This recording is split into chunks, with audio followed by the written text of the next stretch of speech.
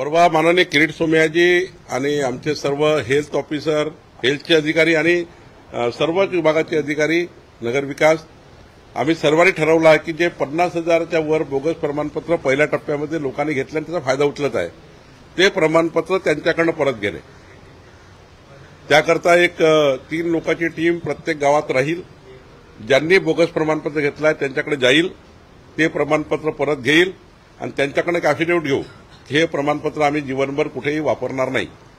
परत तर घेऊच, पण त्यांनी जर झेरॉक्स काढून ठेवले असेल, त्यांनी सर्टिफाईड करून ठेवले असेल तर आम्ही त्यांच्याकडे लिहून घेऊ, हे प्रमाणपत्र कुठेही आम्ही वापरणार नाही, हे प्रमाणपत्र बोगस आहे।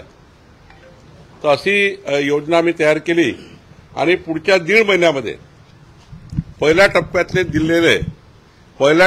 दिलेले 50,000 प्रमाणपत्राची मोहीम आम्ही तयार केली, जिल्हावाईज केली आहे। एवढे प्रमाणपत्र आम्ही पहिला रद्द करू, त्यांच्याकडून वापस घेऊ घरोघरी जाऊन।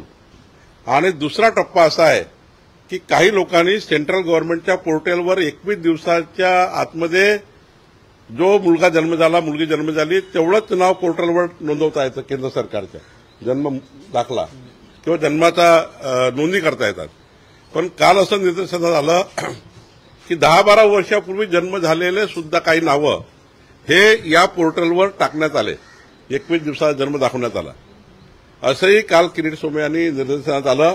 त्याचा तपास आम्ही त्या ठिकाणी कमिशनर हेल्थकडे दिलेला आहे। त्यामुळे त्याच्यातही एक मोठा घोळ तयार झाला की 21 दिवसात जे पोर्टलमध्ये नाव नोंदणी करावं लागतं केंद्र सरकारच्या जन्माच्या, त्यामध्ये मात्र 3 वर्षाच्या 4 वर्षाच्या मुलाची नाव नोंदवण्यात आलेले आहे। तो एक घोळ झाला, त्याची चौकशी आम्ही चालू केली आहे।